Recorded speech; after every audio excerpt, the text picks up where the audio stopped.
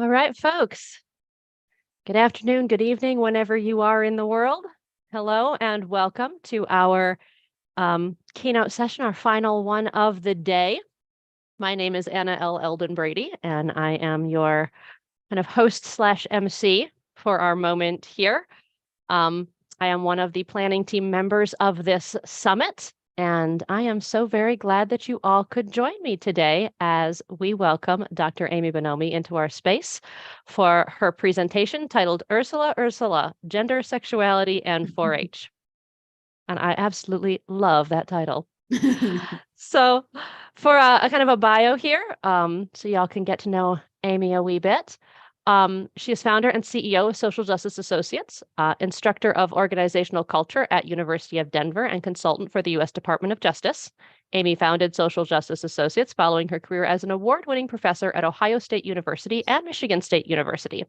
At MSU, Amy provided university-level leadership as a department chair, director of the Children and Youth Institute, or CYI, which is the overseeing agent for Michigan 4-H programs, including through the early outbreak of COVID-19 in the spring and summer of 2020.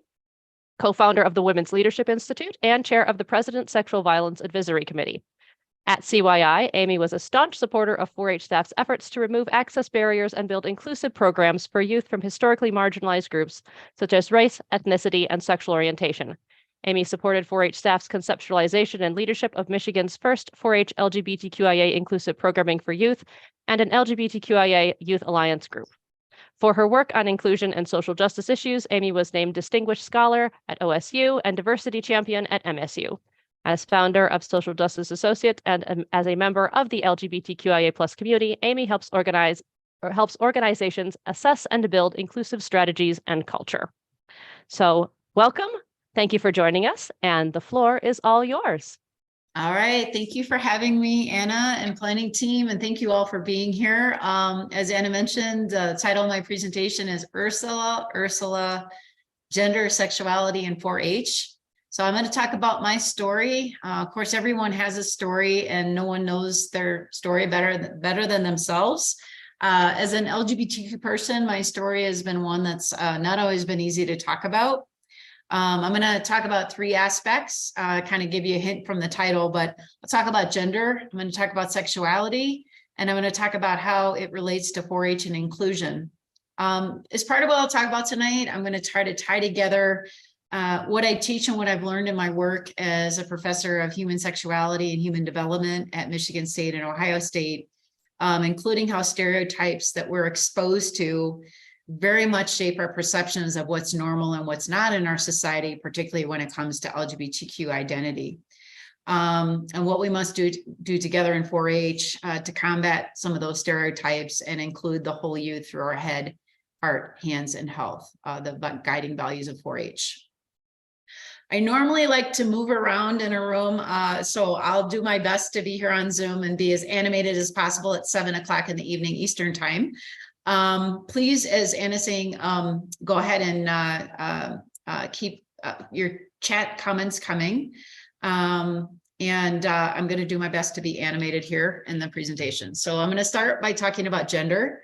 So when I say gender, I mean how each of us identifies with respect to our sex, particularly how we culturally identify, rather than necessarily our biological with the sex that we were assigned at birth. So when we think about gender, clearly there's several types there's multiple types that we think about, but the traditional kind of gender categories are male and female, with gender non-binary encompassing not a fluid, no gender, changing gender, or not choosing to have a gender identity at all. And so sometimes I have people say, Dr. Bonomi, I don't know what my gender is. I don't actually want to have a gender. So therefore I choose not to identify. And certainly 26% of today's youth identify as being gender non-binary, and more than half of people younger than 30 know somebody who identifies as gender non-binary. This is very different than when I was growing up. I was born in 1968, grew up in the 70s and 80s, the best years ever. Great music in the 70s. This was not, we didn't have categories as gender non-binary per se, or at least I was not aware of them. So despite societal trends, like accepting more of a gender non-binary. I'm a little bit nervous. I'll get over it in just a minute. Despite societal trends to recognize the gender non-binary, much of our society still lives obviously in the gender binary, the male-female kind of dichotomy.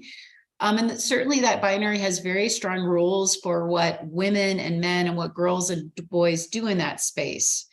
So I know all of us on today's call probably know what a stereotype is, but the formal definition is a widely simplified idea or a typology of what a person should be or how a person should behave. So we might think about the stereotypes that are typically projected or pushed at us in Disney princess films, with the expectation that females always be aggressively giving up everything to chase after the handsome Prince Charming is a stereotype. And certainly in society, the aspiration for many girls and women is to aspire to connect to a boy or a man and get married. And certainly there's not anything wrong with that pathway, but it doesn't fit the pathway for many individuals who identify as LGBTQ. So I want to talk a little bit more about some real world examples of how people tend to be stereotyped when we think in the gender non-binary. Understanding on today's call, each of us may be at different sort of levels of exposure to stereotypes. And I think you'll recognize some of the examples I'm going to share. And I want to say in advance, some of the examples are sensitive. So I want to just acknowledge the sensitivity before I go into them. I do a lot of teaching with organizations on bias. And so this crosses a lot of what I work with organizations around bias kind of representations. So let's talk about the female-male dichotomy for a minute. So when we think about females, when a female is direct in an organization or in sports or in school, she is often called mean or sometimes worse. We might use the B word. Whereas a male's direct, he tends to be praised as being strong or clear. When a female is soft-spoken, she's lovely. She's pleasant. When a male is soft-spoken, he's often told to toughen up. And certainly some of these ideas might be changing in society. Certainly not the case in my work in organizations. These rigid gender roles tend to be very much in place. When you add the layer of race over that gender binary, when a Black female is direct or a Black girl, Black woman is direct, she is frequently labeled as aggressive, even when she is not trying to be direct. And I have time and time again, women of color saying, even when I'm as soft-spoken as possible, when I am direct, I am labeled aggressive. When we talk about Black men, if a Black man is direct, he is often labeled as dangerous. So he might be somebody who's going to perpetrate a crime against us. When you consider body shape and size, this has come up recently in several trainings that I've done over the last month. When a Black man is muscular, and especially when he's bigger and when he's taller, like above 6 feet, he must play football. The immediate thing is, and there's even stereotypes within the Black community that a Black youth who is tall and muscular should aspire to want to play football, because that is the expectation in our community and the stereotype that we are imposing upon you. This comes from direct examples of my working with different organizations and anecdotes that they've shared. When females are overweight, therefore they might not be very organized. I did a presentation this week at the University of South Carolina, and somebody said, "Oh, you're fit and you dress nice." She said, "I'm overweight. People always assume because I'm overweight, I'm disorganized and I don't have my stuff together. So I need to be thinking more about my image." If they are overweight, they must be struggling with trying to hide their gender identity. How's everybody doing? Are you tracking? Any questions so far? Am I doing okay? I know it's 7 o'clock in the evening, East Coast time. Okay. When we learn, of course, these roles and stereotypes in pop culture. So think about Ursula. So Ursula is a character from The Little Mermaid who is based on a real like drag queen. And the critique of Ursula from Little Mermaid is a queer character, is at least queer coded and queer villainized. And what I mean by that is Ursula's gender is unclear. So Ursula appears to be potentially a male who is turned female. and who is depicted as brass, loudmouth, and wears blood red lipstick and is entirely disinterested in men. These are the kind of common critiques that come through academic scholars. So we call that a form of queer villainizing, that a queer character can exist without having some unsavory qualities and characteristics.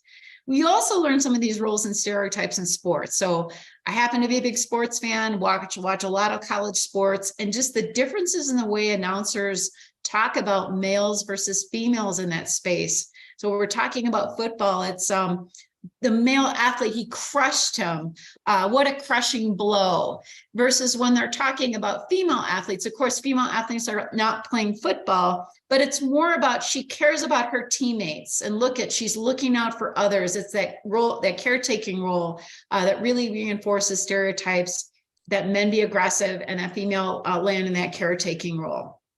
We also learn, of course, these when we go to school. I think in the classroom, even though there's been some changing dynamics, I think many school teachers still expect males in class to take the leadership role and to be the ones to want to stand up and talk in front of class, whereas girls are expected to sit back or quietly and read. And if you disagree with anything I'm sharing and you've had a teacher that didn't impose these stereotypes, please let me know and please share your experiences. I'm just sharing a few ideas which may or may not fit with your experience. So I've talked a little bit about stereotypes and particularly along the gender binary lines around male and female. So the challenge, of course, in the LGBTQ space, and I'm gonna get to sexuality in a minute, comes when we don't fit that gender binary, when we violate those traditional gender norms and stereotypes. So I'll talk just briefly about myself. I've never talked in the LGBTQ space about this. So as a girl, I like to build dirt bikes. That was my thing. I like to play baseball. I like to play softball, but my preference was to play with a boys' baseball. I like to wear boys' Levi's and baseball hats. I didn't wear dresses unless I had to. My preferences coming up through the 70s and 80s led others to call me a tomboy, or worse, one of my neighbors called me both a disgraceful girl and a filthy girl. Because I was oriented toward wearing some of these more kind of male clothing and then male activities. In junior high, by the way, tomboy is kind of perceived as a negative word, but it actually has a very positive orientation. The term emerged during the American Civil War. When men went off to fight battles, many women and girls assumed some of the roles that men had traditionally played in the household, including fighting off soldiers. And those who took on some of those more male qualities became tomboys, which was a positive term at the time. Now it's seen as kind of negative. In junior high, I wore this really not very attractive beige puffer vest. I think that's the right term. So this puffy vest. From JCPenney's with my boys' Levi's. I wore that vest literally every day of the 7th grade. I wore it when it was hot, when it was cold, when it was snowing, when it was raining, when it was sunny. I wore it so often that the kids in my school began to make fun of me and bully me. They called me Vest. So in 7th grade in Lincoln Junior High in the suburbs of Chicago, I became known as Vest. So when I think about identity and my work as a professor in identity and human sexuality, being called Vest in a way imposed an identity that removed, and from my perspective as I reflect back, both my feminine and my masculine qualities, and maybe more importantly, removed my human qualities. So I became not Amy or not a girl or a boy, but I became known as Vest in the junior high. As I reflect back also, like, why was I wearing that vest? On the one hand, it was to protect and kind of shield myself from being confused a bit about how I identified as female or male, but also to protect against some of the things that were happening in my home. So I grew up in a home that was characterized by high levels of substance abuse, drug abuse, alcohol abuse, drug dealing. I'm a PhD level person. People could never believe that's my background. There's a lot of mental illness in my parents. We moved a lot. And I think that vest really kind of shielded me from some of those things that were happening at home. At the time, I felt really alone. I was not connected to 4-H. I was not connected to adults who understood me. I knew no other youth who were like me. I spent a ton of time alone. I spent a ton of time fantasizing being a different person and a different family and a different community. And maybe if I had had the choices that some of our youth have today, maybe would have chosen along a different gender pathway than now. Any questions on gender before I go to sexuality? I like to have more of an interactive format, but I think with the kind of streaming session, I didn't impose as many questions. So any questions before I move on to sexuality? So I talked about gender, move to sexuality, and then I'll conclude with inclusion in 4-H. We actually had a note in the chat of a couple folks for whom the Association of Disorganization with being overweight for women is something that's new for them. Would you mind expanding a little about where that comes from? And maybe if you've seen anything about why that association exists? Yeah, I've actually not heard of the association. Could you say the title again? No, when you said this organization of, I'm sorry, my brain is a little bit, it's late. This organization being associated with being female and overweight. So the overweight women are not as organized as those who are more slender. Yeah. And could you expand on that a little more? Absolutely. Yeah. Kind of the perception in my work in gender bias in organizations. And this comes anecdotally from many participants in the sessions that I've led. They say sometimes the perception of them, if they are perceived as overweight, is they're not organized. They don't have it together. They're not going to be able to do the job. And it's kind of this underlying imposed assumption that gets projected onto them. And so I had one woman this last week say, I need to figure out how I can lose some weight, because the perception that I feel like I'm facing in my particular organization is that.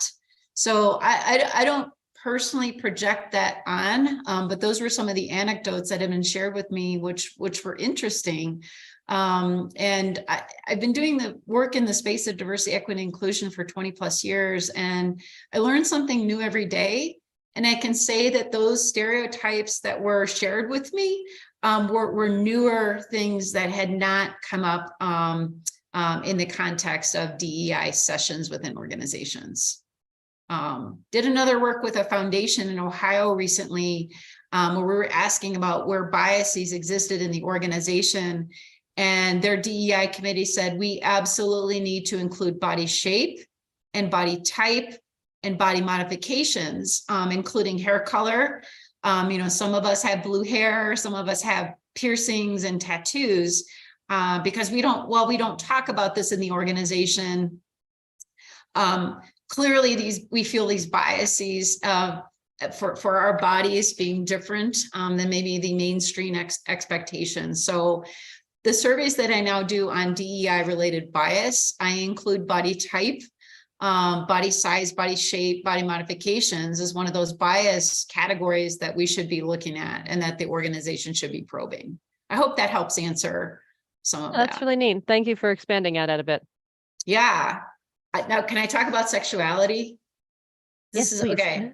When I had a couple of people, I interviewed a couple of people about my talk and also had them read my talk before I gave this. One was I would identify as more progressive, and another was on the more conservative side of the spectrum. And I had both individuals intentionally read. And one of the persons on the more conservative side said, well, sexuality is not a topic that is typically covered in 4-H. And so you may want to consider removing that. And so Anna and I had some discussion about that. And we think about some of our early childhood programming, particularly within the Children and Youth Institute and other aspects of 4-H and extension, that is some aspect of, we begin to talk about sexuality in some of those early childhood programs. So I was a sexuality professor at Ohio State. So this is one of my areas that I've taught in the classroom and also written about. So sexuality. So when I say sexuality, I'm talking about our identity when it comes to the relation to the gender or the genders in which we're typically attracted to, where you have sexual feelings, sexual attraction, love, and can include love feelings, compassion. So heterosexuality, or an attraction to the opposite sex, is a societal standard. It is the societal expectation and the status quo, certainly here in the United States. So that means society expects us to and teaches us to desire heterosexuality, to be attracted to the opposite sex. And so girls are expected to be attracted to boys. Boys are expected to be attracted to girls. I'll go back to Ursula and Disney princess films. So it's what we see from our earliest of years is depicted in Disney. So if you think about Beauty and the Beast or Cinderella, Princess of the Frog, The Little Mermaid, etc. In those early films, girls are taught and expected to want to be the object of men's sexual desires. So there is a term in the field called the male gaze. And so the expectation is that females want to be oriented and the object of the male gaze. That is the object of their sexual desires and attraction. So as females, to attract boys, females are taught that we should want and have long hair, often blonde. My hair is not naturally blonde, by the way. It's brown with some gray, a lot of gray probably sprinkled in at this point. Long hair, often blonde, to have a thin waist, to have thin wrists, to have large eyes. Blue eyes are better. So there was a Huffington Post article that came out a few years ago that actually showed that when we looked at Disney princess films, the size of Disney princess wrists were smaller than their eyes. So just this idea that female eyes need to be accentuated and large, and that's what's going to attract the male. So body proportionality matters, is what we're taught in these early exposures. Boys are expected, and if you disagree with me, please jump in. There's lots of different interpretations, so I'm just sharing my experience. Boys are expected to sexually desire and be attracted to females with long hair, with thin waist, with large eyes, maybe with those thin wrists. Boys are also taught that they need to be tall, that they have to have big muscles. And if we think back to some of the Disney princess films, such as Beauty and the Beast, they're also taught that they should want to trap and conquer females. So what does that mean? You think about Rapunzel, who's trapped in a tower, or we think about Bella, who's trapped in a castle. She's isolated from, the male has isolated her from her family and trapped her in a castle. So the expectation is domination and isolation. Like many LGBT youth tell me, and then when my work with LGBT youth, these notions of heterosexuality, and more specifically, these notions from Disney, they don't fit me. They didn't fit my experience. I didn't want to be the object of boys' attention growing up. I wanted to be the object of girls' attention, although I didn't quite know that until I became in young adults. I wasn't drawn to the blonde Disney princesses. I was drawn to the Ursulas. So I was drawn to girls who stood out as being a bit more brass, girls whose bodies were more masculine, girls who looked more like boys, maybe girls whose gender identity I couldn't quite tell or decipher at the time. I knew that I was different from other kids. Obviously, I talked about my gender. Now I'm talking about my sexuality. And I've largely, as I've gone across the course of my life, and I'm now 54, I've largely hid my sexuality. I try to avoid the question when somebody asks me if I'm married. I try to avoid having to reveal that I identify as lesbian, in part because I'm afraid of being judged immediately. And when I've gone on interviews for different positions, I kind of cringe when people ask me what I like to do for fun, because that is generally code for I like to spend time with my husband and my kids, and that doesn't fit my experience. And so it makes me feel as if I'm not part of, and if I'll be immediately judged as different from the organization that I'm joining. So I'm relieved to see that our society is changing and that we're becoming more accepting of identities that don't tend to fit with stereotypical expectations, and that 4-H is taking a leadership role in embracing the way to make accepting spaces for youth who want to identify differently and I want to identify as their own.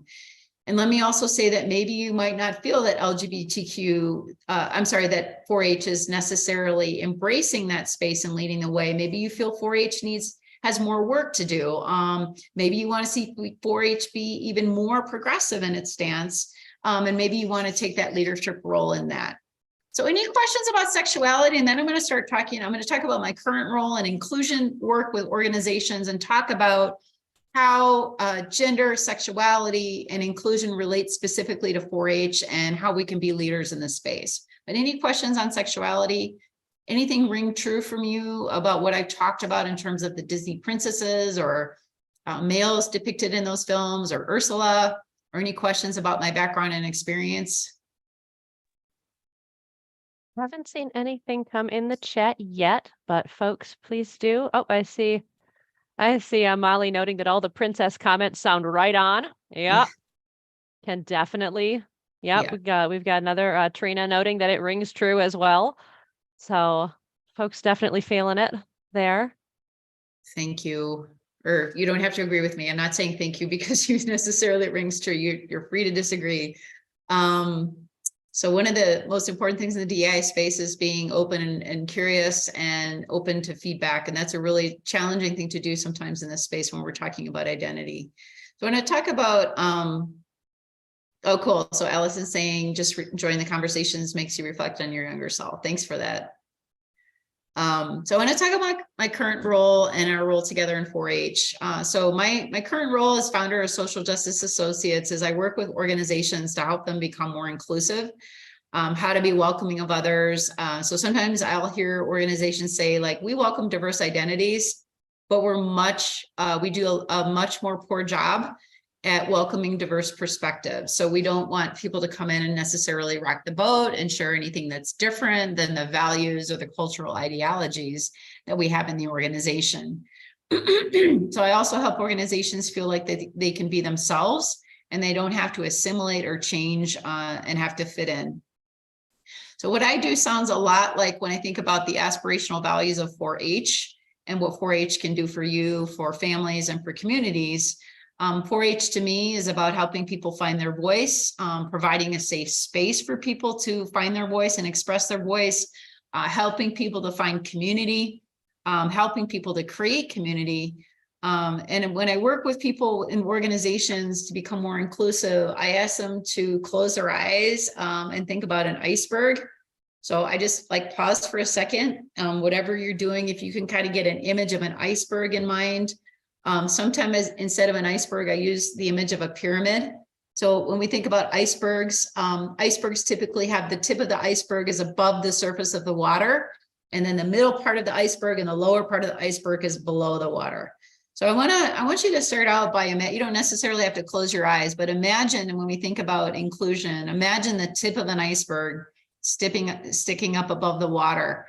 So when we think about that tip and inclusion practices, it's what you see, what you hear, what you smell in people and in organizations on the surface.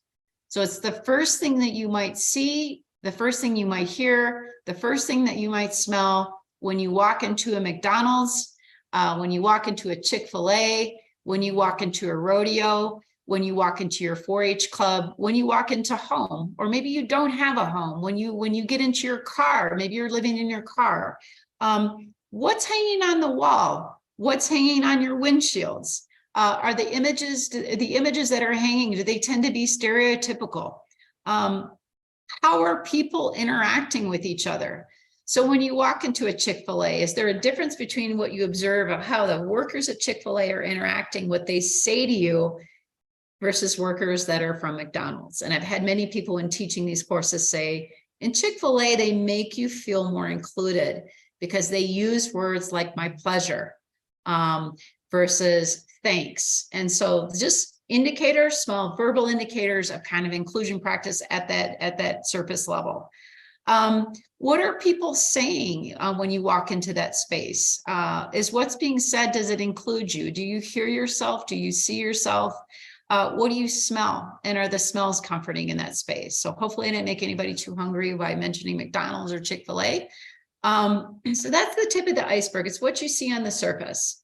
From an organizational standpoint, that surface level also sees like how do policies read? I'll give another good example because I want to go off script here a little bit. I was working with an organization. They have 5 hospitals across 5 states. Hospital systems across 5 states. They're having a really challenging time trying to recruit people of color, physicians of color to work in the organization. It's predominantly located in the West Coast, where it's predominantly white areas. Well, when I did focus groups with the organization, they said, well, our website only has pictures of white people skiing on it. Our marketing materials have pictures of white people skiing and hiking. And so Denver, we'll use Denver as an example, is a very diverse cultural area. Our marketing materials need to signal something differently. Different things about cultural events, different things about food, to generate a different kind of idea of who we are as an organization, and that different experiences can fit. So that's the tip of the iceberg. I hope everybody's still hanging with me. Let's go to the middle of the iceberg. So the middle of the iceberg might be considered the core of what we do. So it is our espoused values. So it is what we say we stand for as individuals and as an organization. So for 4-H, and I'll go more into the definitions here, it's our head for clearer thinking, our heart for greater loyalty and caring for others, our hands for larger service and giving back to the community, and our health for better living, specifically talking about both physical and emotional safety. So sometimes in organizations, and this can include 4-H or McDonald's or Chick-fil-A or Disney, an organization's behaviors don't match the values. And I'm going to go off script here too. So if we think about Disney, one of their values is we make people feel welcome. It is about people visiting our theme parks and feeling a part of us. But if we think back to some of the characters that I spoke of earlier, or the examples, very stereotypical images of women, up until Princess and the Frog, Disney had not created a Black princess.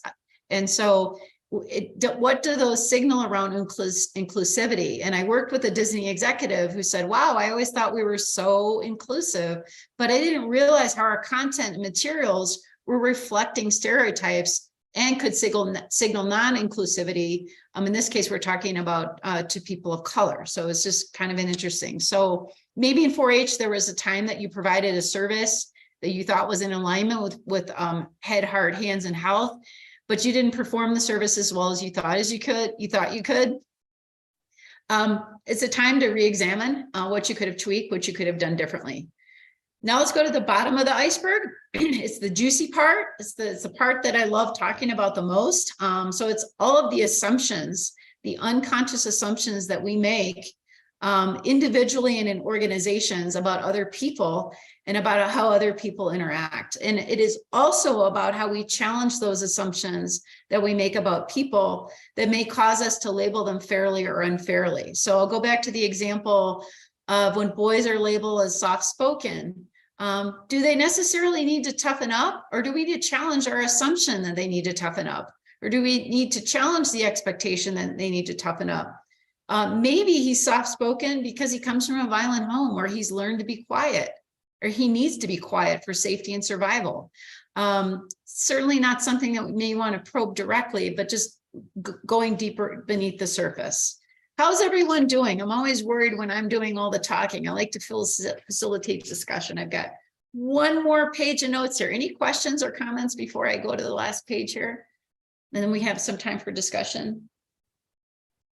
We haven't seen anything in the chat box. We have some doing great. So we also have a conversation on Disney that has been moved over to the Discord because it's going to be lasting for a while. So you have spurred some definite thought on that as well, and on the change in representation in Disney in the last few years. So okay, sounds good. Sounds good. And certainly I don't mean to pick on Disney, but it's a ripe example to share. And I know that there's been integration of different characters and whatnot to try to be more inclusive, but we could really look at any show and look at characteristics, even the shows that I love The Last Kingdom on Netflix, and I love Yellowstone, and those contain some very stereotypical characters that I always have to question myself, like, why am I so attracted to these shows when they're reinforcing stereotypes that I find problematic?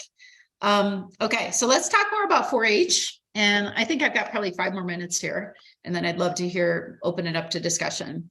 So when I think about 4-H, I think about it as a culture that's very oriented toward inclusion. Its intention is for inclusion. It is also about building the nation's next generation of leaders. And certainly part of leadership is how do we include others?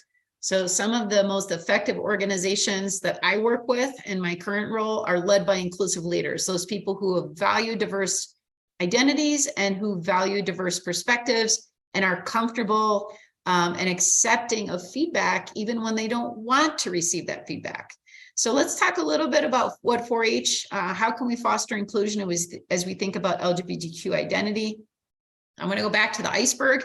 So if you think about the tip of the iceberg, the 4-H pledge includes the language for my club, my community, my country, and for the world. As I think about that, and I think about if we are for our community and we are living out that value, we are for all young people, regardless of their sexual identity, regardless sexuality, regardless of their gender identity. How can we use our head, hands, heart, and health to extend a welcome to all youth? How can we challenge stereotypes, maybe some of the ones that we've talked about, or maybe some stereotypes we haven't talked about yet, through symbols and observed behavior. So we're at the tip of the iceberg, what we see on the surface. So it's mainly visual, policies, et cetera. So here's a few ideas. If you're a 4-H leader and you hear somebody being called a name, or you see a stereotype being projected onto somebody unfairly, are you able to speak up when you see that? Can you consult with other adults involved in the 4-H organization about how to challenge a stereotype if you see that being enacted towards somebody? The 4-H pin, can we change the 4-H pin to include rainbow colors? I know that's been tested out in some environments. I know that it's also been a national controversy. And I would say as a from a controversy standpoint, it's more controversial if we don't try out the 4-H flag on a pin, in the sense that we will signal to LGBTQ youth that they are not welcome. We will signal to LGBT families that they are not welcome. We will signal to LGBTQ communities that we are not welcome. They are not welcome. I just want to share an anecdote. So I recently worked with a youth who identifies as LGBTQ. He said that the pivotal moment in his life as a queer youth was when one of his teachers put up a rainbow flag outside of his office. He said it was for the first time in his life he felt that he could say something to somebody about his experiences. At the time, he was feeling suicidal. He was very alone in his school, and that changed. And after that teacher changed and put a rainbow flag, all the teachers put rainbow flags up in the school, and really began to at least signal on that visual level that they were open to something, to a different culture. In addition to the rainbow on the 4-H pin, and I know this group, I'm preaching to the choir tonight, we must embrace different images of boys sewing are okay. Images of gender non-binary youth raising livestock should be okay and are okay. Images of queer youth riding horses are okay. Images of queer youth of color riding horses are okay. Girls operating machinery is okay. Tomboys are okay. And I know that 4-H includes a fair share of that, but how can we visually indicate that in some of our marketing materials, et cetera? Two more things, and then we'll stop for discussion. In the middle of the iceberg is how we're living out our values of head, heart, hands, and health. So I guess I would just probe the group I'll talk about two things, hands and health. From a hands perspective, as we think about our service to the community, what activities and events can we host to build awareness of our differences and our similarities? Certainly this conference is indicating a very clear expression of that. What I would ask the youth in 4-H, what would you want the rest of 4-H to know about you, about LGBTQ youth and 4-H? What would you want your community to know about you as a queer person, about other queer people, and about 4-H's inclusion and support of them? That's hands. When we talk about health, how do we embrace a community and culture that embraces physical and emotional safety? So inclusion, we know, is very important for LGBTQ youth. 45% of LGBTQ youth, so almost half of LGBTQ youth, have attempted suicide, or have had suicidal ideation in the past year. Youth of color, when we add the layer of race, are significantly more likely than their white peers to attempt suicide. So we have the added layer of queer identity with race identity interacting to create stressful experiences for those youth. We also know that some of the buffers against youth feeling depressed and anxious and having suicidal ideation is living in a community that accepts LGBT people, have a lower rates of attempting suicide. And then LGBTQ youth who found their school to be LGBTQ friendly reported lower rates of trying to take their life by suicide. So we know creating those cultures is important. So questions, I guess, for us to consider is, does having an inclusive 4-H club, could that protect against suicidality? Certainly the literature on schools and the literature on communities suggests that inclusive 4-H clubs matter. And they should matter, and they should play a leadership role in helping to buffer against youth's experiences of mental health related stressors. And then finally, and I've just got two more words, is the below the surface, the juicy part, the assumptions and beliefs that drive all of our thoughts, language, and actions. So the assumptions that we make about people that causes us to label them fairly or unfairly. Sorry, my little last page here. When you thought somebody is different, and we all do. So when I teach this space, people are like, oh, I want to get rid of my biases. How do I get rid of my biases? I want to eradicate my biases. I don't want to have any unconscious biases. The reality is that all of us are socialized within environments that give rise to unconscious biases. 96% of what drives our behavior is in part due to the biases that we carry at the intersection of gender, sexuality, race, ethnicity, body type, age, etc. And our key really in this space is try to honor what those thoughts are when you have them and they emerge and you're thinking, wow, this person's weird or different. Try to remain curious as to where your thought is coming from. Each of us in the space tonight has already formed perceptions of each other. You're forming perceptions of me, of what I'm saying. If you're able-sighted, you form perceptions of the way I look. In terms of my race, in terms of my age, body type, etc. Remaining curious as to where your thoughts come from, open dialogues with the with your adult members, if you're a youth member of 4-H, and then challenging the validity of your thoughts. Is what you're thinking about that person actually who and what they are? Or is it what you think you know about them? Ask open-ended questions. I'd like to know more about you. I'm interested in learning more about you and your perspective. So tip of the iceberg is what you see on the surface.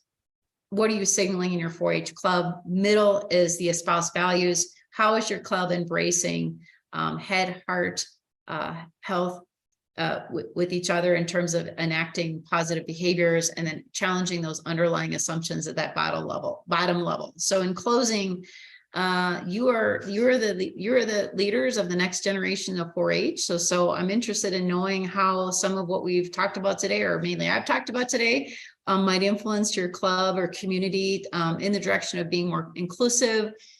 Did anything I say tonight not resonate with you? Do you have different ideas that I should be aware of? I work in the space of diversity, equity, and inclusion. I would love to hear about creative things that you're working on that have worked well for you, or maybe challenges, ideas that you've tried out that haven't worked, that you've had to problem solve around working with youth with LGBTQ identity. So I'm going to stop there. I appreciate you allowing me to share in this space. I was telling Anna, this is honestly the first time I have ever spoken about my identity and my experience specifically with being LGBTQ. And I appreciate you allowing me to share that. And I'll stop. Thank you. I'm so very glad that you were willing to share that with our space here and with the culture and community that we are trying to create in this conference altogether. Yeah. Any of y'all who want to participate in the conversation, feel free to drop in the chat. If you drop on Discord, we are watching over there too to try to keep an eye on that. Or you can come off of mute and raise your voice yourself. We are happy to accommodate however you need to interact with this space and to participate in this conversation. We do have a note in the chat about realizing, Trina realizing that how few of our 4-H promotional materials have kids with different colored hair even. Yeah. Or another, Sally notes, kids with piercings, that this is Mhm. not a demographic that we generally see in our marketing. Mhm. Right, Hey, and interesting. oh, sorry. Oh, yeah, no, go ahead. Oh, now I feel guilty. I cut you off. I just I don't really have a question. I just am finding uh just have a lot of appreciation for this conversation. And I'm the conversation we were starting to have, and we're continuing Discord just about growing up and children's perspectives and like thinking about your identity, and so much of what you know about yourself. I mean, you're filtering it through your world, what you understand the world to be, what options you are aware of, what's even possible. And so I know there are folks like yourself that literally study this and share this information. I'm just absolutely fascinated by it, and I'm so excited to see, like, we already see shifts in how people identify, and I'm just so excited to see where that takes us in the future, as there's more information for people to understand the world around them. And so as your world gets bigger, right, you have more context and environment to filter within. And perhaps that means, building your identity, sooner, quicker, healthier, perhaps. So I've just enjoyed getting to listen to you and think about, like, little Allie, who had no idea about what to think about, anything, just trying to find my spot in the world. And now edging to 40, finally feeling like I'm slowly figuring myself out. It's just quite a beautiful journey we go on. And I appreciate you just having this conversation, so we can think about that. No, thank you so much for sharing that. And indeed, we are so influenced by our environments. And as you said, like, what we filter through that. And as maybe things become more diverse, maybe you have greater opportunity to allow different filters, I think, to influence us. I'm often asked in this space, are things getting better for women, or are things getting better for LGBTQ people? And my answer to that is, I don't know. Yes and no, right? Because I'll give you just a example for my family. I sent my niece and nephew some crumble cookies. Does everyone know what crumble cookies are? So it's a national chain. And anyway, I sent them a few that had like frosting on them, and some of them were like the traditional sugar cookies with pink frosting. And when they opened them up, my niece is 7 and my nephew's 4. My nephew was like, I want the one with pink frosting. And his sister was just like, why would you want that, Philip? No, you don't want the one with pink frosting. And it was interesting to me because their parents are very with it and progressive, and then he took his hand off the pink cookie. And I just thought, wow, these gender roles are still, they're alive and well, and they dictate our perceptions and how we our choices. For tonight's presentation, I was talking, I was just like, I was like at a presentation at the Dayton Foundation, and somebody was asking about my identity. And I said, well, I don't usually, like, talk much about it. And that I was giving this presentation this week. And I was a little bit concerned because I think I come across as heterosexual passing. Or not queer. And she said, well, what is queer looking? I said, I don't know. It's a good question. I'm imposing a stereotype of what queer should or could look like. Yeah, I don't know if that was useful or not, but.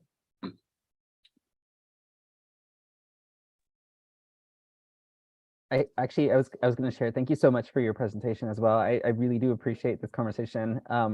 In Oregon State University, we're currently working on, there's an Access and Inclusion Committee here in Oregon State University, and we're developing a curriculum as a group, kind of covering 4 different subjects. One of them being like race and ethnicity. We're kind of talking about ability, and individuals with disabilities. and that would be invisible and invisible. And then we have another section where we talk about mental health and how important it is that we start teaching youth about anxiety and depression. So when, their brain starts developing and they get to middle school and they're just like, why am I feeling this way all the time? Yeah. What is going on? And these are all kind of conversations that a lot of adults will be like, no, that's not a conversation that needs to happen.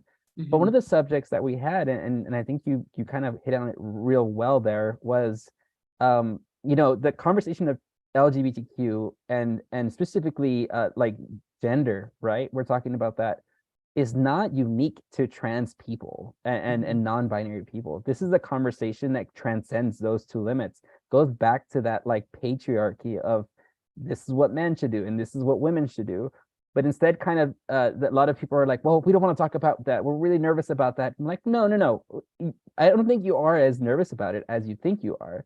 We all understand and we all believe, even though it's not constitutionally written, that say like a woman, whatever that looks like and however that's defined, should have equal rights to men. We make like a lot of, I'll say a good percentage of the population at least has some idea that that's how it is.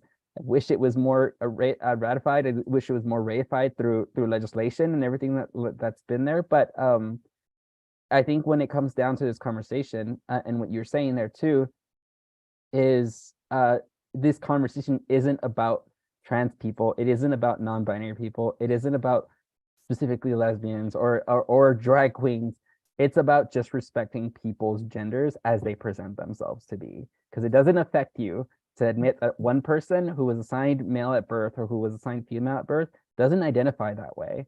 And if we establish that as a principle and saying like, can we respect everybody's gender for who they are? Sure. Then we can really get to this conversation.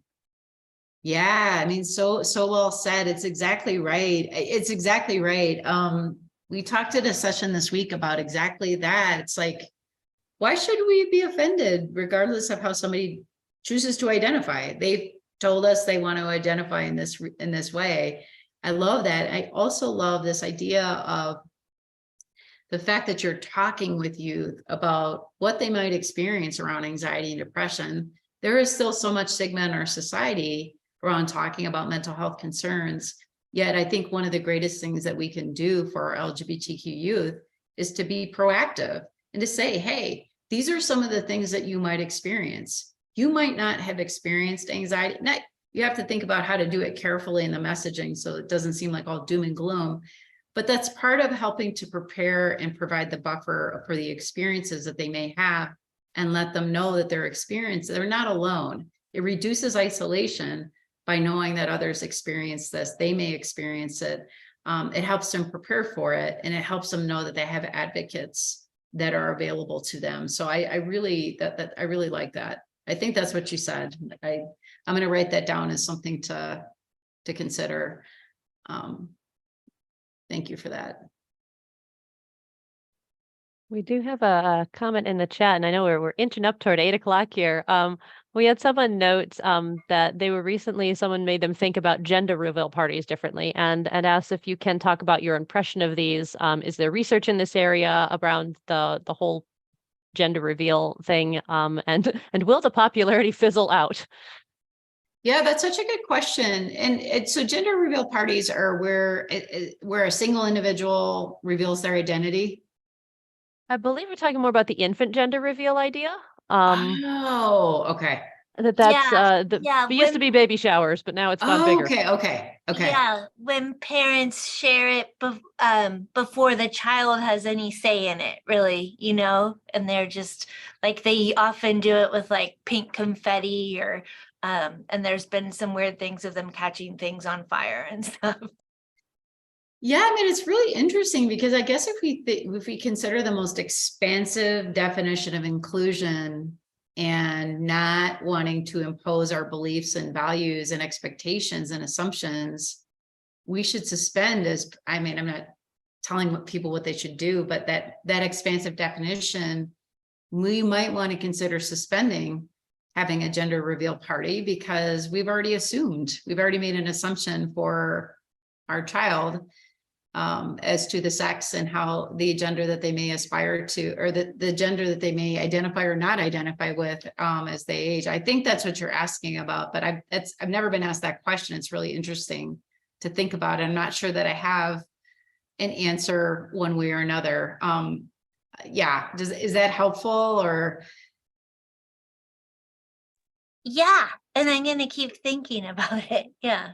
Yeah, well, I just spoke, I was working with consulting with a healthcare organization earlier today, and they said, Amy, should we be having gender pronouns? Should we have pronouns should we make our employees include gender pronouns in their signature lines? And I said, well, there's not a right or wrong answer to that.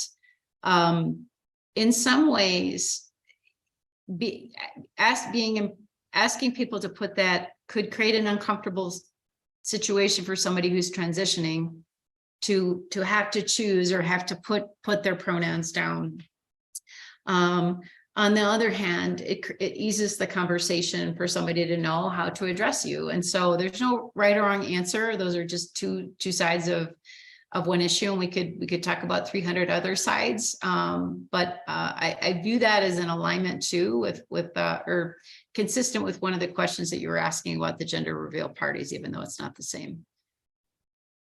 You're gonna have to apologize as I've gotten older, and when it gets past 5 o'clock, I'm in mountain time here. I find it's harder for my words. I'm on fire and really alive in the morning at like 4, and then come 5 o'clock, it's harder for me to present and talk.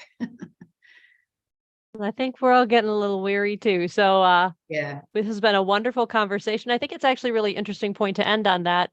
That question of what's going to happen with things like gender reveals and pronouns in our signatures as the world expands, as the next generation comes up and their idea of gender and how we relate to it is completely different. I've met more and more folks who are saying, I don't use pronouns, just use my name. Yes. How does that fit into this narrative?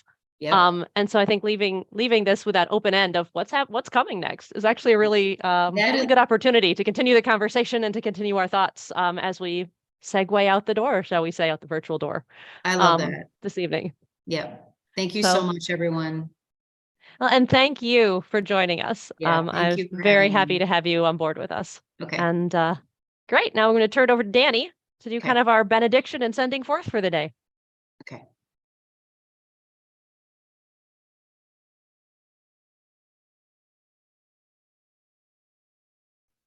Sorry, I'm trying to figure out some fun stuff right now.